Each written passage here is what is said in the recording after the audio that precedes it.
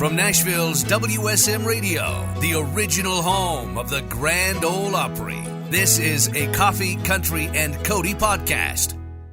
Hey, it's Charlie Matos, and welcome to our Coffee, Country, and Cody podcast. Always love a visit with Charles Esten, star of Nashville, star of the Outer Banks, and a frequent guest on the stage of the Grand Ole Opry. In fact, our most recent visit with Charles was the morning before an evening performance on that historic Grand Ole Opry stage. Enjoy our Coffee, Country, and Cody podcast with Charles Esten. Pop quiz. What does Charles Esten have in common with Daly and Vincent, Jeannie Seeley, Lindsay L., Riders in the Sky, The Cowboy Way, Stephen Curtis Chapman, Gary Mule Deer, and Ricky Skaggs? A love of Opry popcorn? That be fair? That's true. That's fair. That's a fair one? Okay. Yeah, I guess those people might love it too. I guess that's it. She got it. Yeah. You move on to the bonus round.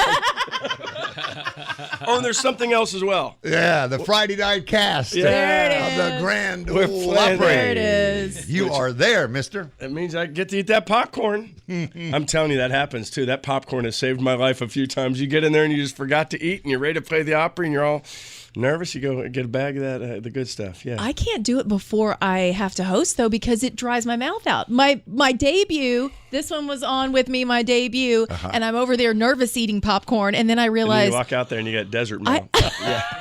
Desert literally- Mountain. Welcome, everyone. I really need some water right now, so I don't... You nailed it. You were fine. You should eat Thanks, more good. popcorn. You killed it.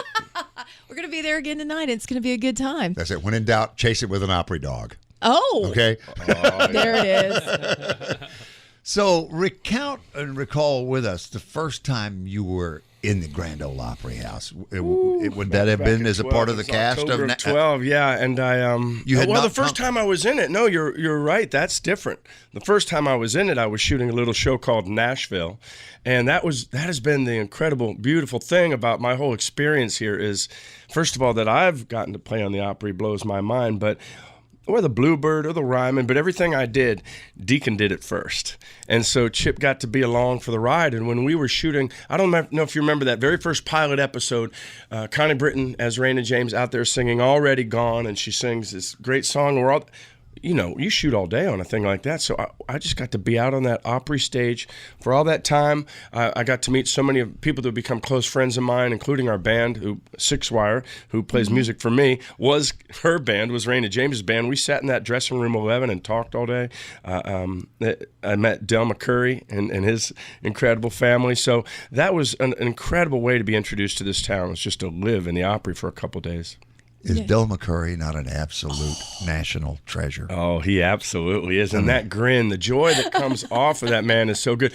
We improvised a little something there. In the pilot, Hayden Panettiere walks up to Deacon Claiborne while he's standing with all those McCurry boys. And she says, "I am just your biggest fan. I have all your records and blah, blah." And she walks away, and I go, I bet she says that to all the guys.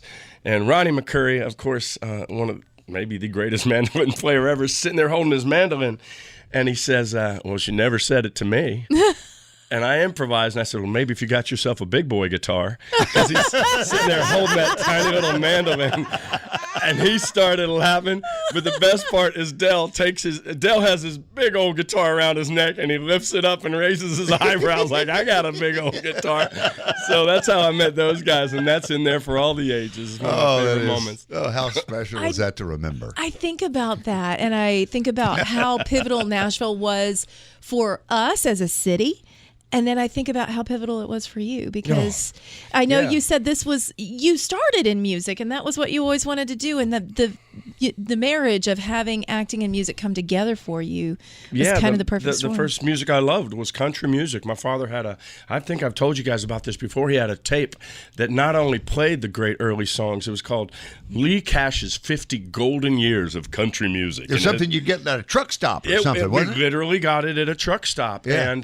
And it started started off with T for Texas by Jimmy Rogers, and it just went through the Wabash Cannonball and went through Hank Williams.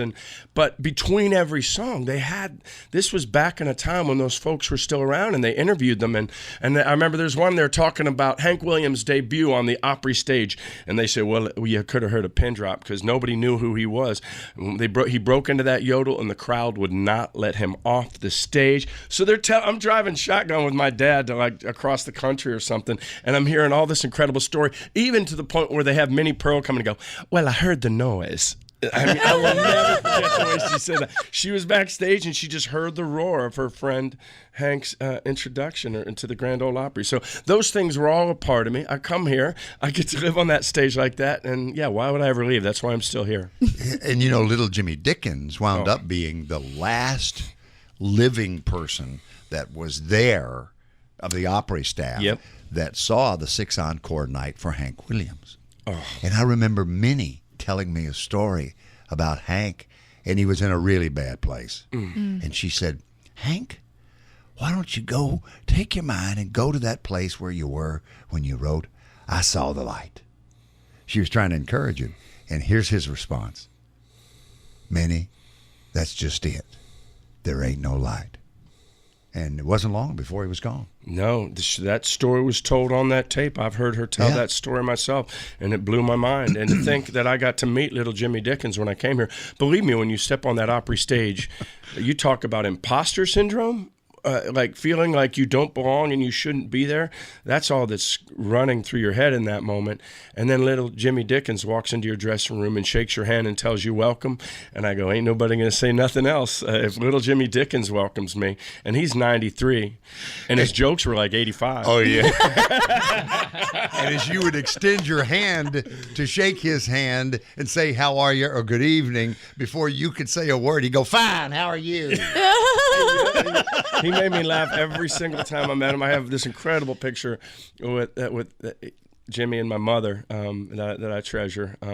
So there was still that connection when I showed up at the Opry, and it kind of blew my mind and still does. I asked him one night in a spontaneous moment, I think it was Opry Country Classics or something. I said, we're doing a little history of the Ryman and previous homes of the Opry. The Ryman, of course, led us to 1974 arrival at the Opry House. And I said, when did you get here, Tater? And he said, that stiff-necked thing of his, and he says, I came with the furniture. He had so many great jokes. And like one of the ones he said, I said to my wife, I came home, my wife yells down, run upstairs and let's make love. And I said, I cannot do both.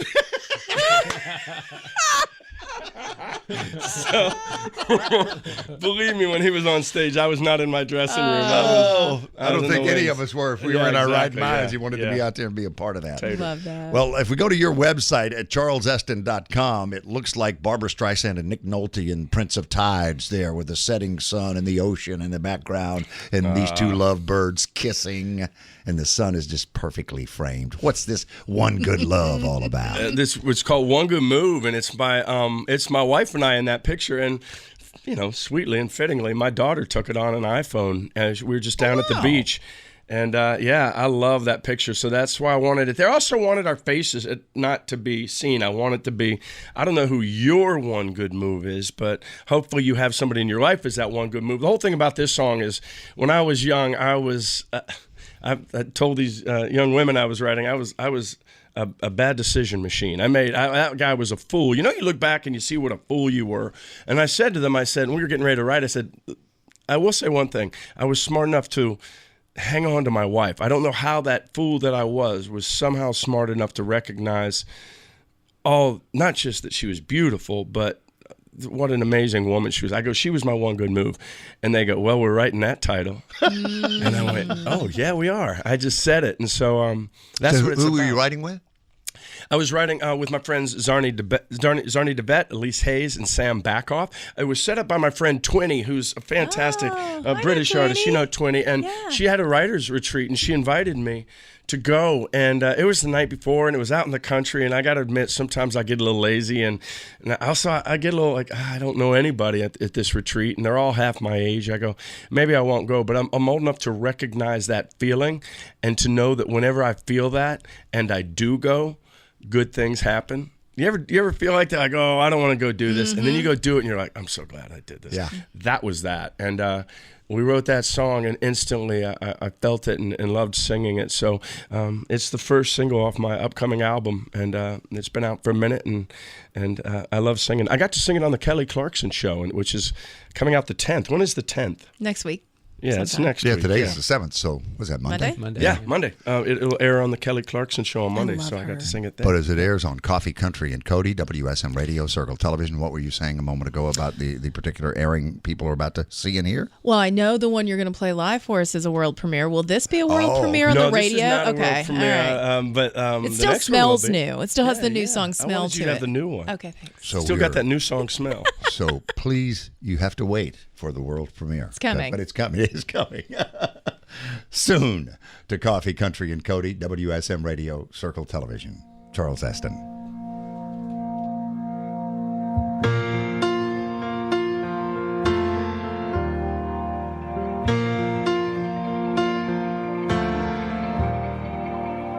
How did I get here? It's all too good. This story isn't ending like I thought it would. That scene actually did make me cry just because I knew it was like Chip's end on the show. I love him so much. He did that stunt for real, though. No, he did. And then obviously they had like him lay at the bottom of the cliff. He twisted himself in a very unnatural way to make it actually look like he was dead. He's such a giving actor. He could have just like laid there. He didn't even need to be there for an eye line, but he did that and he committed. And he laid in the rain, He too. did. He laid in the Outer Banks cast. They're just talking about how wonderful you are, and they posted that, and I started to cry. I just cried a little myself. That is the sweetest thing to see. I wasn't there, obviously, for that interview, just to hear them talking like that, especially Maddie Klein, who played my daughter, and we had such good times playing, those scenes. And they started off, we got to be close and be loving father and daughter, and it went way off the rails. But we always had that close relationship, so that blessed me a whole lot. And I saw the ending, and if you haven't seen it by now for season 3, there's no spoilers because it's everywhere. But Ward meets an untimely death falling off a cliff in a big dramatic fashion. It sure does. But it's also Outer Banks. So I'm like, are you really gone?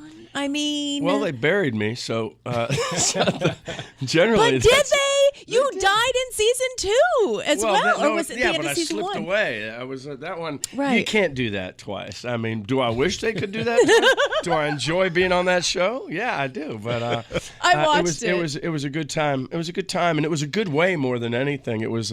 I thought there was some surprise and redemption in it. Redemption, yes. It was meaningful. It made them emotional. Made me emotional. Yeah. I know. I just kept saying, this is like the Who Shot JR. He's coming back. It's coming back. It's all a dream. Bobby was just in the shower. That's right. So when did you and your one good move, Miss Patty, that we talked about, got to hear that song before the break. When did you guys know that after Nashville you would make your full-time home here? You wouldn't go to Los Angeles or New York or wherever.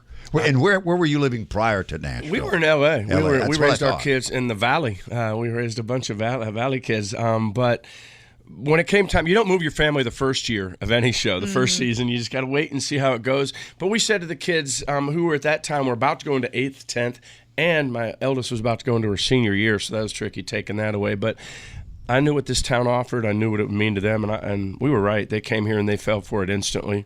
My oldest daughter, the one that did her senior year here, is a musician, singer-songwriter in this town, and loves it so much. And they all made a life here. It was the perfect thing. It's so funny. I don't ever remember thinking I was going to go back to L.A., maybe from the time they moved here. I couldn't imagine it. This is just where I feel like I belong. Well, we're better for your being here. I can assure you that. Very much. Both you and Patty. And how old were you guys when you met?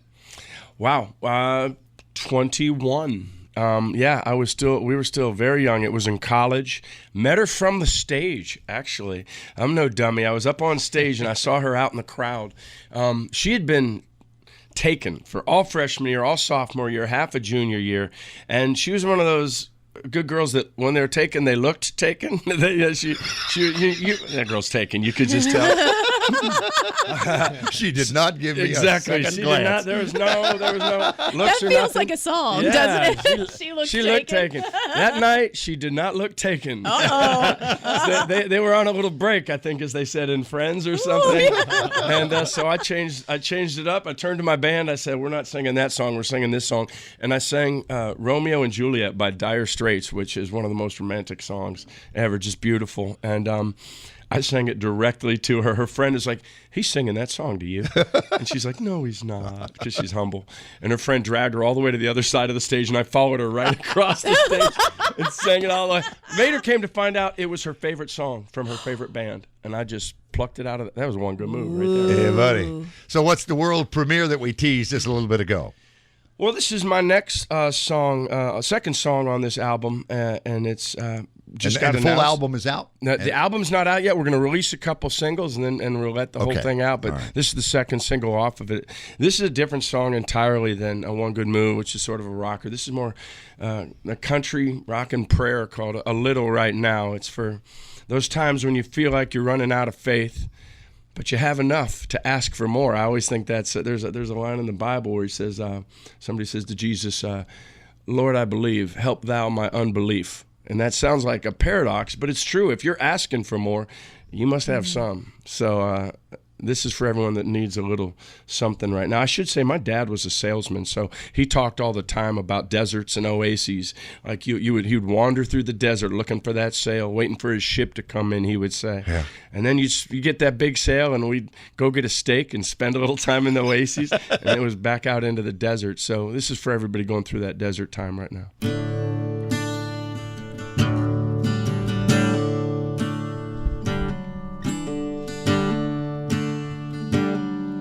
I'm a farmer, praying for rain. I'm a gambler who needs an ace of spades. I'm a sailor, hoping for a gust of wind. It's Charles Esten, Guinness World Book record holder. 54 original singles in 54 weeks. And lived to tell the story. A little right now. And on the stage of the Grand Ole Opry with you, Kelly Sutton. You want to run your lineup? You got your full lineup in front of you? We do. Riders in the Sky are going to be there, and we have our friends. Rhonda Vincent is standing right outside, right over your shoulder, I do believe, and Darren. So they're all going to be there. My friend Charles Esten's going to kisses through the window to everybody. It's all going down tonight on the Opry stage. Kisses through the window is a really good title. I get a third. I was in the room. You said it. That's how it works. And thank you so much for getting up early and coming in and sharing your story and your talent. And just oh, you asked me, I'll be here. I appreciate you guys. You know it. You're on 650 AM WSM. Headed to a break. And again, the Vincents, Darren and Rhonda, who are a part of the Opry tonight with Kelly. They'll be here next. These clouds, help me, Lord, and show me how to find the kind of faith that I once found. 'Cause I can sure use a little right now. Thanks for listening to the Coffee, Country, and Cody podcast. Make sure to subscribe so you never miss an episode. And please leave us a 5-star review. This podcast was produced through the facilities of WSM Radio in Nashville, Tennessee. The hosts of Coffee, Country, and Cody are Bill Cody, Charlie Matos, and Kelly Sutton. Producer Eric Markham. WSM General Manager and Director of Content and Programming, J. Patrick Tittle. Copyright 2023. Opry Entertainment Group Holdings, LLC.